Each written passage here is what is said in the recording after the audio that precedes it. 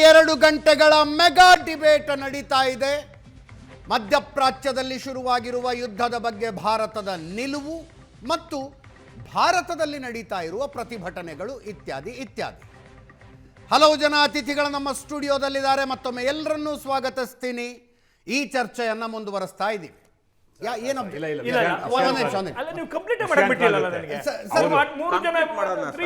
ಗಂಭೀರವಾದ ಅಲಿಗೇಷನ್ ಮಾಡಿಬಿಟ್ರಿ. ದಾರುಲ್ ಹರಬ್ ದಾರುಲ್ ಇಸ್ಲಾಂ ಅಂತ ಹೇಳಿ ಗಂಭೀರವಾದ ಅಲಿಗೇಷನ್ ಮಾಡಿ ನಾನು ಹೇಳಿದಂತದ್ದು ಒಂದು ಪೊಲಿಟಿಕಲ್ ಪಾರ್ಟಿ ವಿರೋಧ ಪಕ್ಷವನ್ನು ಉತ್ತರ ಕೊಡ್ತೀನಿ. ಆಮೇಲೆ ಬಿಜೆಪಿ ಒಂದು ತಂತ್ರಗಾರಿಕೆ ಇದೆ. ಯಾವಾಗ ಮಾತಾಡೋದಕ್ಕೆ ವಿಷಯ ವಸ್ತು ಇರಲ್ಲ, ಹೈ ವಾಯ್ಸ್ ಅಲ್ಲಿ ಕೂಗಾಡ್ಬಿಡೋದು. ಜನ ಮೆಚ್ಕೋತಾರೆ ಅನ್ನೋ ಭಾವನೆ ಅವ್ರಿಗಿದೆ. ಇಲ್ಲಿ ಅವ್ರು ಅದೇ ಪರ್ಸೆಪ್ಷನ್ ಇರಲಿ. ಮಹೇಶ್ ಅವರಿಗೆ ಅಭಿನಂದನೆ ಹೇಳ್ತೀನಿ. ಈ ದೇಶದಲ್ಲಿ ವಿದೇಶಾಂಗ ನೀತಿಯ ಅಡಿಪಾಯ ಹಾಕಿರ್ತಕ್ಕಂಥದ್ದೇ ಕಾಂಗ್ರೆಸ್ ಪಕ್ಷ. ಅದನ್ನು ಮುಂದುವರೆದ ಭಾಗ ನಿಮ್ಮದು. ಇವತ್ತು ಮಾಡ್ತಿರೋದು ಮೋದಿ ಅವರು. ಅದ್ರಲ್ಲಿ ಫೇಲ್ಯೂರ್ ಆಗಿದ್ದೀರಾ ಅಂತ ನಾವು ಹೇಳ್ತಾ ಇರ್ತಕ್ಕಂಥದ್ದು. ರಷ್ಯಾ ಜೊತೆ ಸಂಬಂಧ ಚೆನ್ನಾಗಿದೆ ಅಂದರೆ not because of Modi, not because of BJP. It is the credit of Congress party. ಗೊತ್ತಾಯ್ತಾ? ಇವತ್ತು ಇರಾನ್ ಜೊತೆ ಸಂಬಂಧ ಚೆನ್ನಾಗಿತ್ತು ಅಂದರೆ because of our foreign policy. ನೀವಾಗಲೇ ಒಂದು ಪ್ರಶ್ನೆಯನ್ನು ಇವ್ರು ಕೇಳಿದ್ರಿ, ಏನು ಇರಾನ್ ಇದೆ, ಸುತ್ತಮುತ್ತಲ ದೇಶಗಳ ಜೊತೆ ಯಾಕೆ ಸಂಬಂಧ ಚೆನ್ನಾಗಿಲ್ಲ ಅಂತೇಳಿ. ನೀವು ಧಾರ್ಮಿಕವಾಗಿ ಮಾತಾಡಿದ್ರೆ ಆ ಪಾಯಿಂಟ್ ನಾನು ಹೋಗೋದಿಲ್ಲ. ನೋಡಿ, ಪ್ರತಿಯೊಂದು ರಾಷ್ಟ್ರಕ್ಕೂ ಸಹ ಅವ್ರದ್ದೇ ಆದಂಥ ಒಂದು ನೀತಿ ಇರುತ್ತೆ, ಅವ್ರದ್ದೇ ಆದಂಥ ಸಾರ್ವಭೌಮತೆ ಇರುತ್ತೆ. ಈಗ ಭಾರತದ ಪಕ್ಕದ ರಾಷ್ಟ್ರಗಳು ಯಾವುವು? ಚೈನಾ ಜೊತೆ ಸಂಬಂಧ ಚೆನ್ನಾಗಿದೆಯಾ? ಬಾಂಗ್ಲಾದೇಶ ಜೊತೆ ಸಂಬಂಧ ಚೆನ್ನಾಗಿದೆಯಾ? ನೇಪಾಳ ಜೊತೆ ಸಂಬಂಧ ಚೆನ್ನಾಗಿದೆಯಾ? ಶ್ರೀಲಂಕಾ ಜೊತೆ ಸಂಬಂಧ ಚೆನ್ನಾಗಿದೆಯಾ? ಪಾಕಿಸ್ತಾನ ಚೆನ್ನಾಗಿದೆಯಾ? ಇದೇ ತರ ದೇಶಕ್ಕೆ ಬೇರೆ ಬೇರೆ ಕಾರಣಕ್ಕೆ ಸಂಬಂಧಗಳಿರ್ತಕ್ಕಂಥದ್ದು ವಾಸ್ತವ. ಇವತ್ತು ಶ್ರೀಲಂಕಾ ಇವರೆಲ್ಲ ಬಿಜೆಪಿ ಇಷ್ಟೆಲ್ಲ ಭುಜ ತಟ್ಕೋತಾರೆ. ನಾವು ರಾಜೀವ್ ಗಾಂಧಿ ಅವ್ರನ್ನ ಏನು ಕಳ್ಕೊಂಡಿದ್ದು? ಶ್ರೀಲಂಕಾದಲ್ಲಿ ಯಾವಾಗ ಇದೇ ಅಮೇರಿಕಾದವರು ಚೈನಾದವರು ಅಲ್ಲಿ ಬಂದು ಏರ್ ಬೇಸ್ ಮಾಡಿ ಅದನ್ನು ಉಪಯೋಗಿಸ್ಕೊಂಡು ಭಾರತದ ಮೇಲೆ ಅಟ್ಯಾಕ್ ಮಾಡಬೇಕಂದಾಗ ನಮ್ಮ ವಿದೇಶಾಂಗ ನೀತಿಗೆ ಅನುಗುಣವಾಗಿ ಶ್ರೀಲಂಕಾನ ನಮ್ಮ ಕಂಟ್ರೋಲಲ್ಲಿ ಇಟ್ಕೋಬೇಕಂತೇಳಿ ಅವ್ರಿಗೆ ಫೈನಾನ್ಷಿಯಲ್ ಸಪೋರ್ಟ್ ಮಾಡಿ ಅಲ್ಲಿ ಮಿಲಿಟ್ರಿ ಹಾಕಿ ಮಾಡಿದಂಥ ಸಂದರ್ಭದಲ್ಲಿ LTTEನವರು ಟಾರ್ಗೆಟ್ ಮಾಡಿ ರಾಜೀವ್ ಗಾಂಧಿ ಅವ್ರನ್ನ ಕೊಂದರು. ಇದು ಭಾರತದ ಫಾರಿನ್ ಪಾಲಿಸಿ. ನಾವು ಸ್ಯಾಕ್ರಿಫೈಸ್ ಮಾಡಿರ್ತಕ್ಕಂಥವ್ರು. ಇವತ್ತು ಏನು ಪಂಜಾಬಲ್ಲಿ ಆಯ್ತು ಖಲಿಸ್ತಾನ ಹಾಕ್ಬಿಡು ಅಂತೇಳಿ ಇಂದಿರಾ ಗಾಂಧಿ ಅವ್ರು ತಗೊಂಡಂಥ ತೀರ್ಮಾನಕ್ಕೆ ಇಂದಿರಾ ಗಾಂಧಿ ಅವ್ರನ್ನ ಕಳ್ಕೊಂಡಿದ್ದೀವಿ. ಇವ್ರು ಕೂತ್ಕೊಂಡು ಭಾಷಣ ಹೊಡೆಯೋಕ್ಕೆ ಪಾಪ ಇವತ್ತಿನವರೆಗೂ ಸನ್ಮಾನ್ಯ ಮೋದಿಯವರು ನನಗೆ ಗೌರವ ಇದೆ. ನಮ್ಮ ದೇಶದ ಪ್ರಧಾನಿ ಒಂದು ಪ್ರೆಸ್ ಮೀಟ್ ಮಾಡೋಕ್ಕೆ ನಿಮ್ಗೆ ಶಕ್ತಿ ಇಲ್ಲ. ನೀವೇನು ಬೇರೆ ದೇಶದಲ್ಲಿ ಫಾರಿನ್ ಪಾಲಿಸಿ ಮಾಡ್ತೀರಾ? ಟ್ರಂಪ್ ಅವರಾರು ನನ್ನ ಸ್ನೇಹಿತರು ಮಾತಾಡ್ತಾ ಈಗಾಗಲೇ ಫೋನದಲ್ಲಿ ಹೇಳ್ತಾ ಇದ್ರು, ಅಮೇರಿಕಾದ ನೀತಿ ವಿದೇಶಾಂಗ ಏನೇ ನಿಮ್ಮ ನೀತಿ?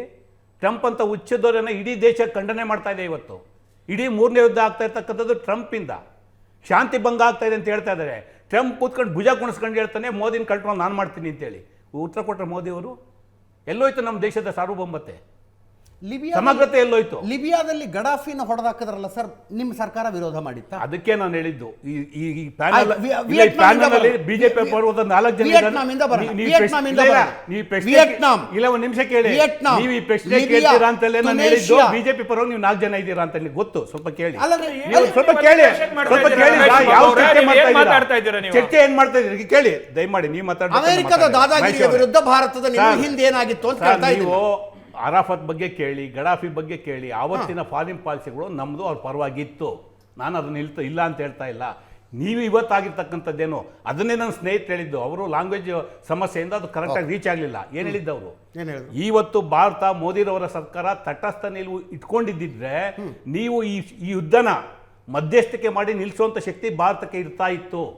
ಅದನ್ನು ಕಳೆದವ್ರು ಯಾರು? ಇವತ್ತು ಭಾರತನ ಅತಂತ್ರ ಪರಿಸ್ಥಿತಿ ತಗೊಂಡೋದಂಥವ್ರು ಯಾರು? ಸನ್ಮಾನ್ಯ ಮೋದಿರವರು. ನೀವು ಅಲಿಪ್ತ ನೀತಿನ ಪದ ಏನಕ್ಕೆ ನಾನು ಬಳಕೆ ಮಾಡಿದ್ದು? ಇವತ್ತೇನು ವಿದೇಶಾಂಗ ನೀತಿನಲ್ಲಿ ಭಾರತ ಯಾವ ತಂತ್ರ ಸ್ಥಿತಿ?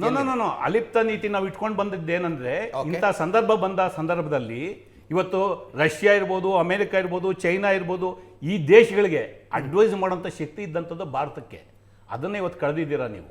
ಸನ್ಮಾನ್ಯ ಮೋದಿರವರು ನಿಮ್ಮ ವೈಯಕ್ತಿಕ ಕಾರಣಕ್ಕೆ ಅಥವಾ ನಿಮ್ಮ ಪಕ್ಷದ ಕಾರಣಕ್ಕೆ, ನಿಮ್ಮ ಸಿದ್ಧಾಂತದ ಕಾರಣಕ್ಕೆ ನಿಮ್ಗಿದ್ದಂಥ ಶಕ್ತಿಯನ್ನು ಕಳ್ಕೊಂಡಿದ್ದೀರಾ. ಅದೆಲ್ಲ ಒಂದು ಕಡೆ ಇಡಿ. ಪಾಕಿಸ್ತಾನದ ವಿಚಾರದಲ್ಲಿ ದಿನೇ ಹೇಳ್ತಾ ಇದ್ದಾರೆ ಟ್ರಂಪ್ ಅವರು, ನಾನು ಮೋದಿನ ಕಂಟ್ರೋಲ್ ಮಾಡಿದ್ದು, ನನ್ನಿಂದ ಯುದ್ಧ ನಿಲ್ತು, ನನಗೆ ಬಂದು ಸರೆಂಡರ್ ಆದ್ರು ಮೋದಿ. ಅರೆ ನೀವೊಬ್ಬ ಪ್ರಧಾನಿ, ಇಂಥ ದೊಡ್ಡ ಭಾರತ ದೇಶದ ಪ್ರಧಾನಿ ನೀವು, ಅವ್ರಿಗೆ ನೀವು ಹೇಳ್ತಾ ಸುಳ್ಳು ಅಂತ ಹೇಳೋ ಶಕ್ತಿ ಇಲ್ಲ ಅಂದರೆ ನಿಮ್ಗೆಂತ ಇದುಗಾರಿಕೆ ಇದೆ? ಏನು ಮಾಡ್ತಿದ್ದೀರಾ ಈ ದೇಶದ ಸಾರ್ವಭೌಮತೆಯನ್ನು? ಆಯ್ತಾ? What is the integrity of India? ಇವತ್ತು ಬಿಜೆಪಿ ಅವರು ಸೋನಿಯಾ ಗಾಂಧಿಯವ್ರು ಮಾತಾಡೋದಕ್ಕೆ ಟೀಕೆ ಮಾಡ್ತಾ ಇದ್ದೀರಾ. ಸೋನಿಯಾ ಗಾಂಧಿರವರು ನಮ್ಮ ಪಕ್ಷದ ನಾಯಕರಿದ್ದಾರೆ, ರಾಹುಲ್ ಗಾಂಧಿರವರು ವಿರೋಧ ಪಕ್ಷದ ನಾಯಕರಿದ್ದಾರೆ. ನಾವೇನು ಇದುವರೆಗೂ ಪರಿಪಾಲನೆ ಮಾಡ್ಕೊಂಡು ಬಂದಿದ್ದೀವಿ ನಮ್ಮ ವಿದೇಶಾಂಗ ನೀತಿಯನ್ನ, ಅದಕ್ಕೆ ಅನುಗುಣವಾಗಿ ನಾವು ಹೇಳ್ತಾ ಇರ್ತಕ್ಕಂಥದ್ದು not against the Indian policy. Bharat America, Bharat Israel ಸಂಬಂಧಗಳು ಶುರುವಾದ ನಂತರ ಮತ್ತು ಭಾರತದ ಮಧ್ಯಪ್ರಾಚ್ಯದ ಜೊತೆ ಭಾರತದ ಹಳೆಯ ಸಂಬಂಧಗಳಿವೆ. ಹಾಗಿರುವಾಗ ಯಾವ ಸಂದರ್ಭದಲ್ಲಿ ಭಾರತ ಮಧ್ಯಪ್ರಾಚ್ಯದಲ್ಲಿರ್ಬೋದು, ಆಫ್ರಿಕಾದಲ್ಲಿರ್ಬೋದು, ಅಥವಾ ಸೌತ್ ಈ ಭಾಗದಲ್ಲಿ ಏಷ್ಯಾದಲ್ಲಿ ನಡೆದಿರ್ತಕ್ಕಂಥ ಯುದ್ಧಗಳಲ್ಲಿ ಮಧ್ಯಸ್ಥಿಕೆಗೆ ಹೋಗ್ಲಿಕ್ಕೆ ಅವಕಾಶ ಇತ್ತು? ಅಂದರೆ ಅವ್ರು ಅಂತಾರೆ ಓಕೆ ಮಧ್ಯಸ್ಥಿಕೆ, ಭಾರತ ಈ ಯುದ್ಧದಲ್ಲಿ ಮಧ್ಯಸ್ಥಿಕೆ ಮಾಡಲಿಕ್ಕೆ ಅವಕಾಶ ಇದೆನಾ? ಈಗ ರಷ್ಯಾ ಉಕ್ರೇನ್ ಕೇಳಿ, ನೀವು ರಷ್ಯಾ ಉಕ್ರೇನ್ನ ಯುದ್ಧವನ್ನೇ ತೆಗೆದುಕೊಳ್ಳಿ. ಯಾಕೆ ಯುದ್ಧ ಆಯಿತು? ಬಿಕಾಸ್ ನ್ಯಾಟೋ ಅನ್ನ ಈಸ್ಟರ್ನ್ ಯುರೋಪ್ವರೆಗೆ ಅಮೆರಿಕ ವಿಸ್ತರಿಸ್ಲಿಕ್ಕೆ ಹೋಗ್ತಾ ಇತ್ತು. ಸೋವಿಯತ್ ಯೂನಿಯನ್ ವಿಘಟನೆ ಆದಾಗ ಸೋವಿಯತ್ ಯೂನಿಯನ್ಗೂ ಅಮೆರಿಕಕ್ಕೊಂದು ಒಪ್ಪಂದ ಆಗಿತ್ತು, ನ್ಯಾಟೋ ಅನ್ನು ನಾವು ಈಸ್ಟ್ವರ್ಡ್ ಒಯ್ಯಲ್ಲ ಅಂತ. ಯಾವಾಗ ಅಮೆರಿಕ ಉಕ್ರೇನನ್ನು ನ್ಯಾಟೋ ಮಾಡಲಿಕ್ಕೆ ಹೊರಟು, ರಷ್ಯಾಗೆ ಅನ್ನಿಸ್ತು next stop is Moscow, Russia ಯುದ್ಧ ಮಾಡ್ತು. ರಷ್ಯಾ ಉಕ್ರೇನ್ ಯುದ್ಧದಲ್ಲಿ ಭಾರತವನ್ನು ಅನೇಕರು ಕೇಳಿಕೊಂಡ್ರು ಕೂಡ ನಾವ್ಯಾವತ್ತೂ ಮಧ್ಯಸ್ಥಿಕೆಗೆ ಹೋಗಲ್ಲ. ಸೇಮ್ ಇಸ್ರೇಲ್ ಇರಾನ್ನ ಯುದ್ಧದ ಸಂದರ್ಭದಲ್ಲಿ ಭಾರತ ಸರ್ಕಾರದ ಸ್ಟ್ಯಾಂಡ್ ಸ್ಪಷ್ಟವಾಗಿದೆ. ಇಸ್ರೇಲ್ ಜೊತೆ ಮೈತ್ರಿ, ಇಸ್ರೇಲ್ ಜೊತೆ, ಇರಾನ್ ಜೊತೆ ಮೈತ್ರಿ, ಇರಾನ್ ಜೊತೆ. ನೀವು ವಿದೇಶಾಂಗ ವ್ಯವಹಾರದಲ್ಲಿ ಎರಡು ರಾಷ್ಟ್ರಗಳು ತಮ್ಮ ತಮ್ಮ ಹಿತಾಸಕ್ತಿಗೋಸ್ಕರ ಬಡದಾಡ್ತಾ ಇರತಕ್ಕಂಥ ಸಂದರ್ಭದಲ್ಲಿ ಇಲ್ಲ ಭಾರತ ನಾವು ಹೋಗಿ ಮಧ್ಯಸ್ಥಿಕೆ ಮಾಡ್ಲಿಕ್ಕೆ ಸಾಧ್ಯ ಆಗುತ್ತೆ? Absolutely you are correct. ದಯಮಾಡಿ ಕೇಳಿ, ಅಮೆರಿಕದ ಉತ್ತರ ಕೊಡ್ತೀನಿ ಕೇಳಿ. ಈಗ ಅಲ್ಲಿ ಅವರು ಅಜಿತ್ ಅವರು ಅಲ್ಲಿ ಮಾತಾಡ್ತಾ ಇದ್ದಾರೆ, ನಾನು ಈ ಕಡೆ ಮಾತಾಡ್ತಾ ಇದ್ದೀನಿ, ನೀವು ಮಧ್ಯದಲ್ಲಿದ್ದೀರಾ. ನಮ್ಮಿಬ್ಬರಲ್ಲಿ ವ್ಯತ್ಯಾಸ ಬಂತು, ಅಜಿತ್ ಅವ್ರಿಗೂ ನನಗೆ ವ್ಯತ್ಯಾಸ ಬಂತು. ನೀವು ಪೂರ್ವಗ್ರಹವಾಗಿ ನೀವು ಅಜಿತ್ ಪರ ನಿಂತ್ಕೊಂಡು ಮಾತಾಡಿದ್ರೆ ನೀವು ಮಧ್ಯಸ್ಥಿಕೆ ಮಾಡೋಕ್ಕಾಗುತ್ತಾ? ಎಲ್ಲಿ ದಯಮಾಡಿ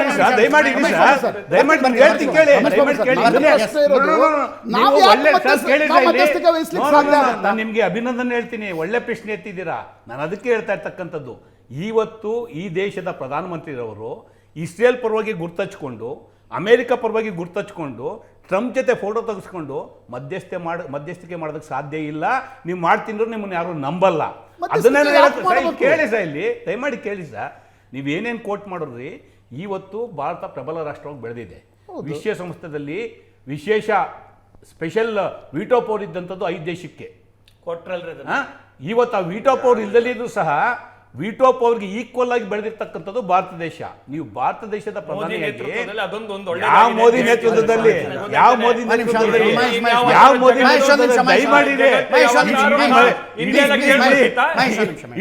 ಇಡೀ ಗೌರವ ಕಳೀತಾ ಇರೋದು ನೀವು ಮೋದಿ ನೇತೃತ್ವದಲ್ಲಿ ಯಾಕೆ ಬರುತ್ತೆ? Because of Congress party. Babu sir, ಇಲ್ಲಿ ಪ್ರಶ್ನೆ ನೋಡಿ, ನೀವು ವಾರ್ ಆನ್ ಟೆರರ್ ಆದ ತಕ್ಷಣ ನಿಮ್ಮ ಸರ್ಕಾರ ಬರುತ್ತೆ. 2004 ಮನಮೋಹನ್ ಸಿಂಗ್ ಬಂದರು. ಜಸ್ವಂತ್ ಸಿಂಗ್, ಅಟಲ್ ಬಿಹಾರಿ ವಾಜಪೇಯಿ, ಬ್ರಿಜೇಶ್ ಮಿಶ್ರಾ, ಟ್ರೂಕಿಯಾ ಸೇರಿ ಅಮೆರಿಕ ಜೊತೆ ಒಂದು ಮೈತ್ರಿಯ ಮಾತುಕತೆ ಶುರು ಆಗಿತ್ತು.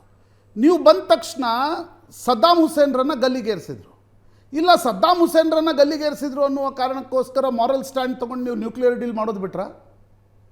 ಮನಮೋಹನ್ ಸಿಂಗ್ ಎಷ್ಟು ಬಾರಿ ಈಜಿಪ್ಟ್ನಿಂದ ಹಿಡಿದು ಅಮೆರಿಕವರೆಗೆ ಎಷ್ಟು ಬಾರಿ ಹೋಗಿ ಜಾರ್ಜ್ ಬುಷ್ ಜೊತೆಗೆ, ಬರಾಕ್ ಒಬಾಮಾ ಜೊತೆಗೆ ಚರ್ಚೆ ಮಾಡಲಿಲ್ಲ? That is what foreign policy is all about. ಈಗ ನಾವು ಟ್ರಂಪ್ ಜೊತೆ ಮಾತಾಡ್ತೀವಿ, ಟ್ರಂಪ್ ಹುಚ್ಚಾಟಗಳನ್ನು ವೈಯಕ್ತಿಕವಾಗಿ ಟೀಕೆ ಮಾಡೋದು ಬೇರೆ. ಬಟ್ ಇವತ್ತು ಸರ್ಕಾರವಾಗಿ ನಾಳೆ ನಿಮ್ಮದೇ ಸರ್ಕಾರ ಬಂದರೂ ಇಲ್ಲ ಟ್ರಂಪ್ ಮಾಡ್ತಾ ಇರೋದು ಇರಾನ್ನಲ್ಲಿ ತಪ್ಪು. ಕೋಲ್ಡ್ ವಾರ್ನ ಸಂದರ್ಭದಲ್ಲಿ ನಾವು ಅದನ್ನು ಮಾಡಲಿಕ್ಕೆ ಮಜಬೂರಾದ್ವಿ. ಯಾಕೆ? ಏಷ್ಯಾ ಖಂಡದಲ್ಲಿ ಭಾರತ ದೇಶ ನಮ್ಮ ನ್ಯೂಕ್ಲಿಯರ್ ಪವರ್ನ ಇಂಪ್ರೂವ್ ಮಾಡ್ಕೋಬೇಕು, ಅಮೆರಿಕ ಅಡ್ಡ ಬರಬಾರ್ದನ್ನ ಕಾರಣಕ್ಕೆ ಸನ್ಮಾನ್ಯ ಮನಮೋಹನ್ ಸಿಂಗ್ ಅವರು ಅಮೆರಿಕ ಅಧ್ಯಕ್ಷಗಳ ಜೊತೆ ಮಾತಾಡಿದ್ದಾರೆ. ಬಿಟ್ರೆ ಮುಂಚೆ ಕೇಳಿ ಸರ್, ಇಲ್ಲಿ ಕೇಳಿ, ನಮ್ಮ ವಿದೇಶಾಂಗ ನೀತಿ ಸಹ ಅದು ಹೌದು. ಒಂದು ನಿಮಿಷ ಹೇಳಿ, ದಯಮಾಡಿ ಹೇಳಿ, ಇವೆಲ್ಲದರ ಮಧ್ಯೆ ಪಾಕಿಸ್ತಾನಕ್ಕೆ ನ್ಯೂಕ್ಲಿಯರ್ ಟೆಕ್ನಾಲಜಿ ಕೊಟ್ಟೋದೆ ಅದು ಅಮೆರಿಕ. That is what. ನೋಡಿ, ಕೇಳಿ ಸರ್, ಇಲ್ಲಿ ದಯಮಾಡಿ ಈ ದೇಶದಲ್ಲಿ ಯಾರು ಬಲಪಂಥೀಯ ವಾದಗಳನ್ನ ಇಟ್ಕೊಂಡು ಅಮೆರಿಕ ಜೊತೆ ಸ್ವತಂತ್ರ ಹೋರಾಟದಿಂದಲೂ ಗುರ್ತಚ್ಕೊಂಡ್ ಬಂದಿದ್ದಾರೆ, ಅವ್ರಿಗೆ ಅಮೆರಿಕ ಮೇಲೆ ಅತಿ ಹೆಚ್ಚು ಪ್ರೀತಿ. ಸರ್, ಅಮೆರಿಕ ಮೇಲೆ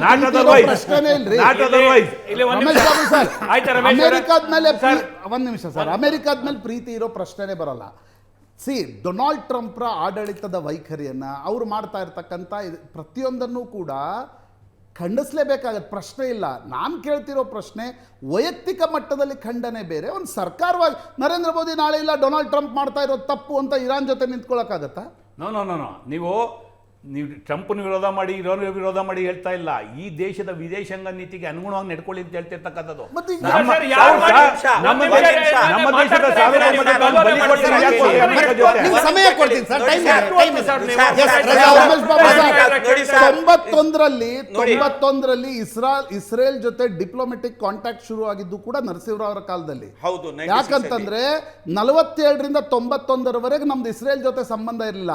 ಇಸ್ರೇಲ್ ಜೊತೆ ಸಂಬಂಧದ ಅರ್ಥ ನಾವು ಇರಾನನ್ನ ಬಿಟ್ಕೊಟ್ಬಿಟ್ವಿ, ಉಳಿದ ಕೊಲ್ಲಿದ ಪ್ಯಾಲೆಸ್ಟೈನ್ ಜನರ ಪರವಾಗಿ ನಿಂತ್ಕೊಳ್ಳಿಲ್ಲ. ಆದ್ರೆ ನೋಡಿ ನಾನು ಸರ್. ಅದನ್ನ ಡಿಸ್ಪ್ಯೂಟೇ ಮಾಡ್ತಿಲ್ಲ, ನಾನು ಇಸ್ರೇಲ್ ಬಗ್ಗೆ ಮಾತಾಡ್ತಿಲ್ಲ.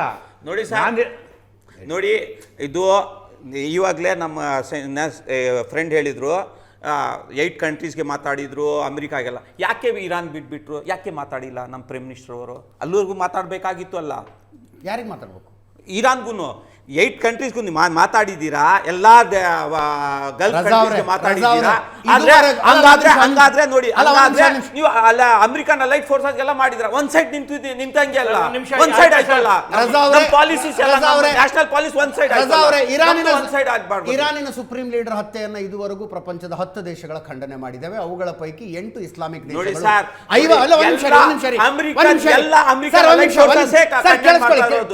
ಕೇಳಿಸ್ಕೊಳ್ಳಿ.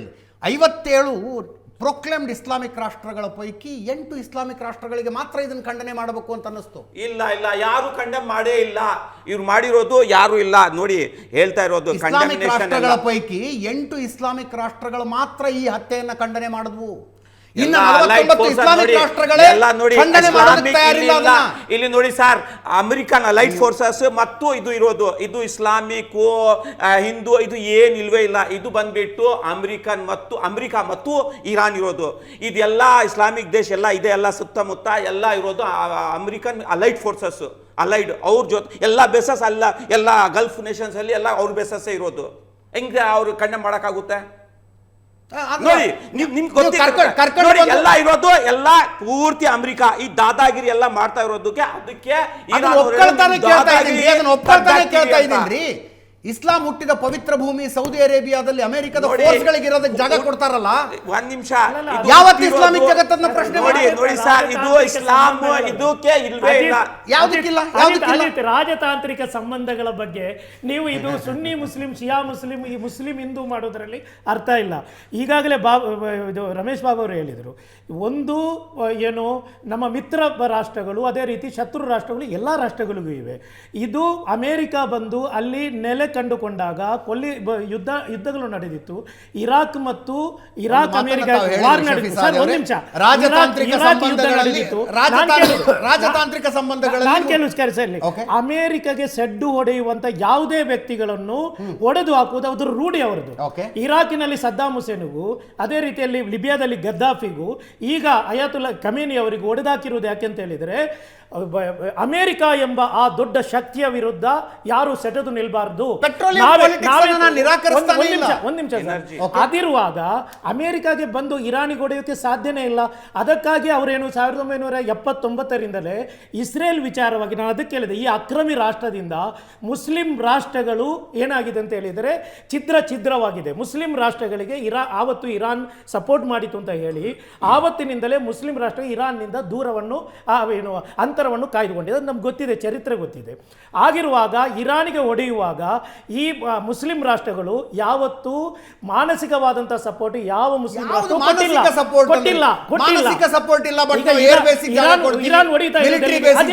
ಇರಾನ್ ಹೊಡಿತಾ ಇರುವುದೆಲ್ಲಿಗೆ? ಅಮೆರಿಕದ ಸೇನಾ ನೆಲೆಯಲ್ಲಿದೆಯೋ ಕತಾರ್, ಸೌದಿ ಅರೇಬಿಯಾದ ಆಯಿಲ್ ರಿಫೈನರಿ ಅಮೆರಿಕ ಸಂಬಂಧ ಇದೆ. ಯಾವುದು ಸೌದಿ ಅರೇಬಿಯಾದ ಆಯಿಲ್ ರಿಫೈನರಿಗೆ ಹೊಡೆದಿದ್ದಾರೋ ಅದಕ್ಕೂ ಆ ಕಂಪನಿಗೂ ಅಮೆರಿಕಾಗೂ ಸಂಬಂಧ ಇದೆ. ಅವರ ಆರ್ಥಿಕ ವ್ಯವಸ್ಥೆಯನ್ನು ಬುಡಮೇಲು ಮಾಡೋಕೆ ಹೊಡೆದಿದ್ದಾರೆ. ಅದರ ಅರ್ಥ ನೀವು ಅದನ್ನು ವೈಭವೀಕರಿಸಿ ಸೌದಿ ಅರೇಬಿಯಾ ಮುಸಲ್ಮಾನರ ಪವಿತ್ರವಾದಂತಹ ಮಕ್ಕಾ ಮದೀನದ ಹೊಡೆದಿಲ್ಲ. ಅಲ್ಲಿನ ಸೌದಿ ಅರೇಬಿಯಾದ ಮುಸಲ್ಮಾನರ ವಿರುದ್ಧ ಹೊಡೆದಿಲ್ಲ ಇರಾನ್ ಹೊಡೆದಿರುವುದೆಲ್ಲಿಗೆ? ಅವರ ಆರ್ಥಿಕ ಶಕ್ತಿಯನ್ನು ಕುಗ್ಗಿಸುವಂತಹ ಪ್ರಯತ್ನ. ಒಂದು ಯುದ್ಧದಲ್ಲಿ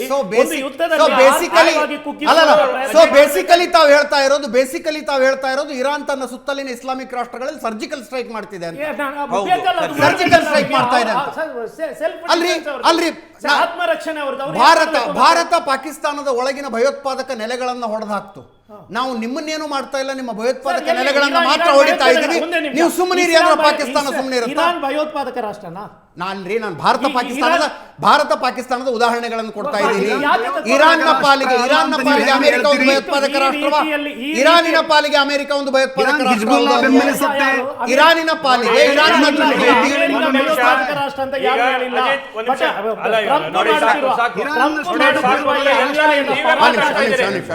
ಮಾಡುತ್ತಿರುವಂತಹ ಅನ್ಯಾಯದ ಪರಾಕಾಷ್ಠೆಯನ್ನು ಭಾರತದ ಪ್ರತಿಯೊಬ್ಬ ಪ್ರಜೆಯು ಪ್ರಶ್ನಿಸಬೇಕು.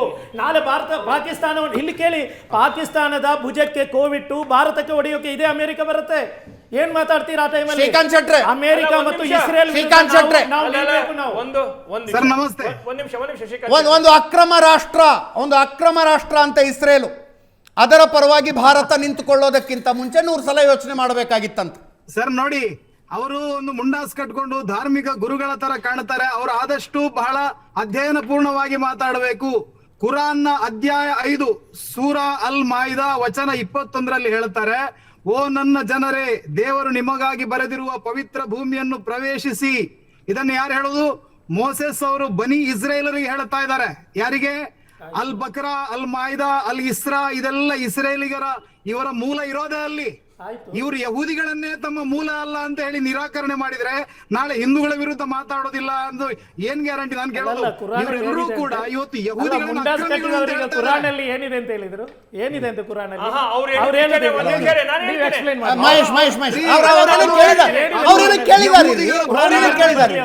ಯಹೂದಿಗಳ ಹೋಲಿ ಲ್ಯಾಂಡ್ ಅದು ಯಾವುದು? ಹೌದು, ಜೆರೂಸಲೇಮ್. ಹೌದು, ನಮ್ಮ ಹೋಲಿ ಲ್ಯಾಂಡ್. ಮಕ್ಕಾ ಮದೀನಾ ಬಿಟ್ರೆ ಜೆರೂಸಲೇಮ್ ಅಕ್ರಮವಾಗಿ ಇಸ್ರೇಲಿಗರು ಅಕ್ರಮವಾಗಿ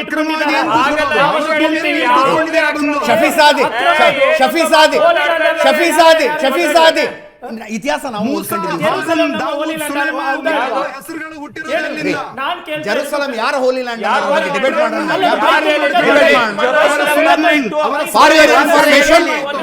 ಅಕ್ರಮವಾಗಿ ಅವರು ಹೋಲಿ ಲ್ಯಾಂಡ್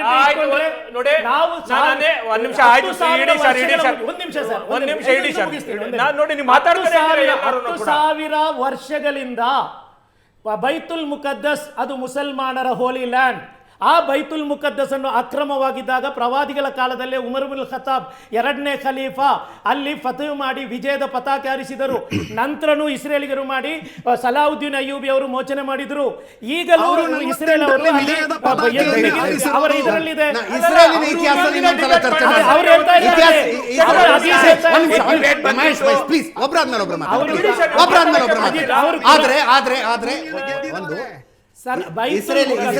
ಇಸ್ರೇಲಿಗರು ಮೂಲ ನಿವಾಸಿಗಳನ್ನು ಓಡಿಸಿದ್ರು ಅನ್ನೋದಿದೆಯಲ್ಲ, ನಾಳೆ ಈ ಪ್ರಶ್ನೆಯನ್ನ ಕಾಶ್ಮೀರಿ ಹಿಂದೂಗಳ ಕಾಶ್ಮೀರಕ್ಕೆ ವಾಪಸ್ ಹೋಗಿ ನಮ್ಮ ಜಾಗ ನಮಗೆ ಬೇಕು ಅಂದ್ರೆ ಇದೇ ಪ್ರಶ್ನೆ ಕೇಳ್ತೀರಿ. ಮೂಲ ನಿವಾಸಿಗಳನ್ನ ಓಡಿಸಲಾಯ್ತು, ಮೂಲ ನಿವಾಸಿಗಳನ್ನ ವರ್ಷಗಳ ಇತಿಹಾಸ ತಿಳಿಯದೆ ಮಾತಾಡ್ತಾ ಇದ್ದಾರೆ. ಈಗ ಅವರು ಮಾತಾಡ್ತಾ 10,000 ವರ್ಷಗಳ ಇತಿಹಾಸ ನನಗೂ ಗೊತ್ತು ಸರ್. ಇಡೀ ಇಡೀ ಮಧ್ಯಪ್ರಾಚ್ಯದಲ್ಲಿ ಕೇವಲ ಇಸ್ರೇಲ್ ಇರುವ ಜಾಗದಲ್ಲಿ ಮಾತ್ರ ಆ ನೆಲದ ಮೂಲ ನಿವಾಸಿಗಳಿರೋದು. Correct me if I am wrong. ಅಲ್ಲಲ್ಲ, ನಾನು ಹೇಳ್ತಾ ಇರೋದು ಇಸ್ರೇಲ್ ಎಲ್ಲಿದೆಯೋ ಅಲ್ಲಿ ಮಾತ್ರ ಆ ನೆಲದ ಮೂಲ ನಿವಾಸಿಗಳಿದ್ದಾರೆ. ಉಳಿದೆಲ್ಲಾ ಕಡೆ ಮೂಲ ನಿವಾಸಿಗಳಿಲ್ಲ. 48ರ ತನಕ ಸರ್ ನನ್ನ ಹತ್ರ ಕೇಳಿದ್ದು, ನಾನು ಕೇಳಿದ್ದು ನಿಮಗೂ ಗೊತ್ತಿಲ್ಲದು ಸರಿ ಇಲ್ಲ ಅಂತ ನಾನು ಹೇಳ್ತಾ ಇರೋದು. ನೀವು ನೋಡಿ ಕುರಾನ್ ಬಗ್ಗೆ ಹದೀಸ್ ಬಗ್ಗೆ ಮಾತಾಡುವಾಗ ಅವರೀಗ ಕುರಾನ್ ಬಗ್ಗೆ ಹೇಳಿರೋದು. ಆ ಕುರಾನ್ ಬಗ್ಗೆ ಹೇಳುವಾಗ ನಾನು ನಿಮ್ಗೆ ಕ್ಲಾರಿಫೈ ಮಾಡ್ತಾ ಇರೋದು, 1948ರ ತನಕ ಯಹೂದಿಯರಿಗೆ ಎಲ್ಲಾದ್ರೂ ಒಂದು ರಾಜ್ಯ ಆಯ್ತಾ, ಯಾವ್ದಾದ್ರು ರಾಷ್ಟ್ರ ಆಯ್ತಾ? ಎಲ್ಲಾದ್ರೂ ಒಂದು ರಾಷ್ಟ್ರ ಆಯ್ತಾ? ನಾನು ಅದನ್ನ ಹೇಳ್ತಾ ಇರೋದು. ಈಗ ಕಾಶ್ಮೀರಿ ಪಂಡಿತರಿಗೂ ಅವ್ರದೇ ಆದಂತ ಒಂದು ಜಾಗ ಇಲ್ಲ. ನಾನು ಹೇಳ್ತಾ ಇರೋದು ಇಲ್ಲ, ಕಾಶ್ಮೀರಿ ಪಂಡಿತರಿಗೂ ಇಲ್ಲ. ನಾಳೆ ದಿವಸ ಮಹೇಶ್, ನಾನು ಏನೋ ಒಂದು ಪಾಯಿಂಟ್ ರೇಸ್ ಮಾಡ್ತಾ ಇದ್ದೀನಿ. ನಾಳೆ ದಿವಸ ಕೇಳಿಸ್ಕೊಳ್ಳಿ, ನಾಳೆ ದಿವಸ ಕಾಶ್ಮೀರಿ ಪಂಡಿತರು ನಮ್ಮ ನೆಲವನ್ನ ನಾವು ವಾಪಸ್ ಪಡ್ಕೋತೀವಿ ಅಂತ ಬಂದು ಹೋರಾಟ ಶುರು ಮಾಡಿದ್ರೆ ಮೂಲ ನಿವಾಸಿಗಳ ವಿರುದ್ಧದ ಹೋರಾಟ ಅಂತೀವಿ. ಕಾಶ್ಮೀರಿ ಪಂಡಿತರಿಗೆ ನೆಲ ಕೊಡಬೇಡಿ ಅಂತ ಇಲ್ಲಿದೆ. ಕೊಡಬೇಡಿ ಅಂತ ಹೇಳೋದಲ್ರಿ, ಕೊಡಬೇಡಿ ಅಂತ ಹೇಳೋದಲ್ಲ. ಅವರನ್ನ ಅವರ ನೆಲದಿಂದ ಓಡಿಸಲಾಗಿದೆ. ಐತಿಹಾಸಿಕವಾಗಿರುವ ಸತ್ಯ ಅದು. ಅವರ ನೆಲದಿಂದ ಅವರನ್ನು ಓಡಿಸಲಾಗಿದೆ. ನಾಳೆ 1,000 ವರ್ಷಗಳ ಕಂಪ್ಯಾರಿಸನ್ ಕಂಪ್ಯಾರಿಸನ್ ಮಾಡ್ತಾ ಇದ್ದೀನಿ ಕಂಪ್ಯಾರಿಸನ್ ಮಾಡ್ತಾ ಇದ್ದೀನಿ ನಾನು ಸ್ಟೋರಿ ಮಾತಾಡಿದಾಗ ಕಂಪ್ಯಾರಿಸನ್ ಮಾಡ್ತಾ ಇದ್ದೀನಿ ಫೈಲ್ ಮಾತಾಡ್ತಾ ಇರೋದು ಅದು ಮಾತಾಡಬೇಡಿ ಬಿಡಿ ಆಯ್ತಾ ಟಾಪಿಕ್ ಡೈವರ್ಟ್ ಆಗ್ತಾ ಇದೆ ಈ ಟಾಪಿಕ್ ಮೇಲೆ ಹೋಗೋಣ ಇವಾಗ ಏನ್ ಟಾಪಿಕ್ ಇದೆ ಅದ್ರ ಮೇಲೆ ಹೋಗೋಣ ಸರ್ ರಜಾ ಅವರೇ ಒಂದು ನಿಮಿಷ ರಜಾ ಅವರೇ ಇಸ್ರೇಲ್ ಇರಾನಿಗೆ ಏನು ಅನ್ಯಾಯ ಮಾಡಿತ್ತು ಯಾಕೆ ಖಮೇನಿ ಅವರು ಈ ಪ್ರಪಂಚದ ಭೂಪಟದಲ್ಲಿ ಇಸ್ರೇಲ್ ಅನ್ನುವ ದೇಶ ಇರಬಾರದು ಅನ್ನುವ ಲೆವೆಲ್ಗೆ ಹಠಕ್ಕೆ ಬಿದ್ದರು? ನೋಡಿ ಸರ್, ನಾವು ಫ್ರಮ್ 1947 ಇಸ್ರಾಯೇಲ್ ಅವರು ಇದು ಮಾಡಿದ್ರು. ನಾವು 1996ವರೆಗೂ ನಾವು ರಿಕಾಗ್ನೈಸ್ ಮಾಡಿರಲಿಲ್ಲ ನಮ್ಮ ಇಂಡಿಯಾ. ಅವರು ಇರಾನ್ ಇಲ್ಲಿವರೆಗೂ ಅವ್ರು ರಿಕಾಗ್ನೈಸ್ ಮಾಡಿಲ್ಲ. ಹೌದು, ಅದಕ್ಕೆ ಅವ್ರು ಬಂದ್ಬಿಟ್ಟು ಇವಾಗ ಯಾವಾಗಲೂ ತೊಂದರೆ ಕೊಡ್ತಾ ಇರೋದು 1979 ಇಲ್ಲಿವರೆಗೆ ಯಾವಾಗಲೂ ಮೂಸಾದು ಅವರೇ ಹೇಳ್ತಾ ಇದ್ದಾರೆ, ಏನು ಬೇರೆ ಇಲ್ಲ. ಅವರೇ ಟ್ರಂಪ್ ನಿಲ್ಬಿಟ್ಟು ಹೇಳ್ತಾ ಇದ್ದಾರೆ, ಮೂಸಾದು CIA ಎಲ್ಲ ಜಗಳ ಒಳಗಡೆ ಪ್ರಾಬ್ಲಮ್ಸ್ ಮಾಡ್ತಾ ಇರೋದು ಅವರೇ. ನೋಡಿ ಎಲ್ಲ ಆಗ್ತಾ ಇರೋದು ಎಲ್ಲ ಮಾಡ್ತಾ ಇರೋದು. ನೆಕ್ಸ್ಟ್ ಕ್ವೆಶ್ಚನ್ ಹೋದ್ರು ಒಂದು ನಿಮಿಷ. 1979 ತನಕ ಇಸ್ರೇಲ್ ಇರಾನಿನ ಸಂಬಂಧ ಹೆಂಗಿತ್ತು? ಅದು ಮೊದಲು ಕ್ರಾಂತಿ ಬಂದ್ಮೇಲೆ 79 ಕ್ರಾಂತಿ ಬಂದ್ಮೇಲೆ ಚೇಂಜ್ ಆಯ್ತು. ಸರ್ ಒಂದು ನಿಮಿಷ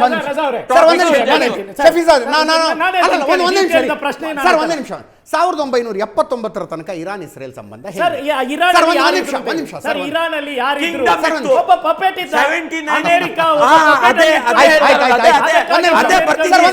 ಅದಕ್ಕೆ ಬರ್ತೀನಿ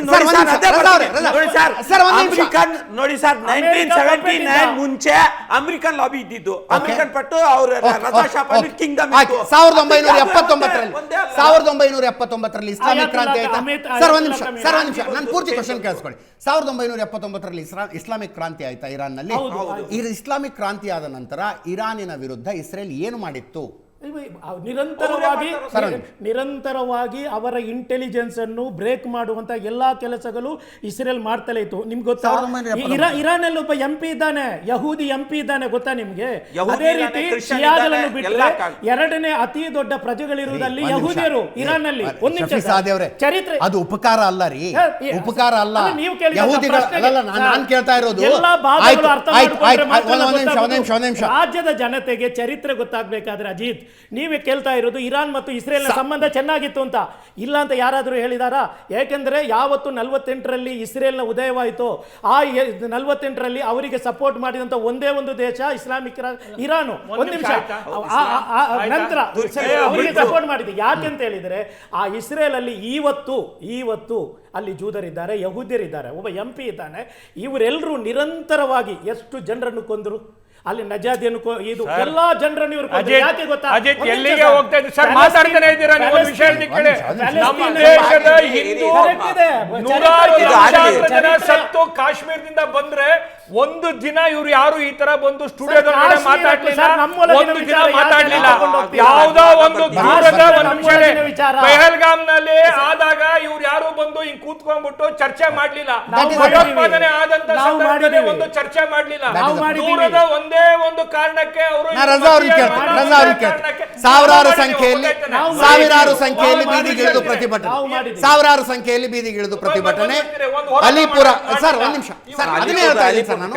ಅಲಿಪುರ ಬಂದು ಸರ್, ಈ ದೇಶದ ಪ್ರಧಾನಿ ರಾಜೀವ್ ಗಾಂಧಿ ಅವರ ಕಗ್ಗೊಲೆ ಆದಾಗ ಅಲಿಪುರ ಬಂದಾಗಿತ್ತ? ಇಂದಿರಾ ಗಾಂಧಿ ಅವರ ಕಗ್ಗೊಲೆ ಆದಾಗ ಅಲಿಪುರ ಬಂದಾಗಿತ್ತ? ನೋಡಿ ಒಂದ್ ನಿಮಿಷ ಆಗಿ ಅದು ಹೇಳ್ತೀನಿ ಸರ್. ಒಂದ್ ನಿಮಿಷ ಹೇಳ್ತೀನಿ.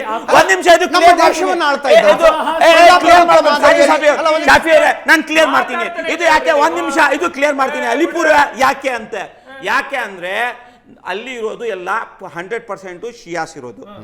25,000 ಏನು ಇದು ಜನಸಂಖ್ಯೆ ಇದೆ, ಎಲ್ಲ ಶಿಯಾಸು. ಇದು ಖಾಮೇನಾಯಿ ಸುಪ್ರೀಂ ಲೀಡರ್ ಬಂದ್ಬಿಟ್ಟು ಯಾವ ತರ ಇದು ಕ್ರಿಶ್ಚಿಯನ್ಸ್ ಅಲ್ಲಿ ಪಾಪ್ ಇದಾರಲ್ಲ, ವಾಕಿದಾನ್ಸಿತಿ, ಆ ತರ ನಮ್ದು ವರ್ಲ್ಡ್ ಲೀಡರ್, ನಮ್ದೇ ಲೀಡರ್, ನಮ್ಮ ರಿಲಿಜಿಯಸ್ ಹೆಡ್ ಅವರು ಬಂದ್ಬಿಟ್ಟು 1981 ಫೆಬ್ರವರಿ 81 ಅಲ್ಲಿ ಇವರು ಸುಪ್ರೀಂ ಲೀಡರ್ ನಮ್ಮ ಊರಿಗೆ ಬಂದಿದ್ರು ಅಲಿಪುರಾಗೆ. ನಮ್ಗೆ ಖಂಡಿಗಾಸ್ಗೆ ಅದು ಒಂದು ಪ್ರೈಡ್ ಗೌರವ, ಯಾಕಂದ್ರೆ ಅಷ್ಟು ದೊಡ್ಡ ಲೀಡರ್.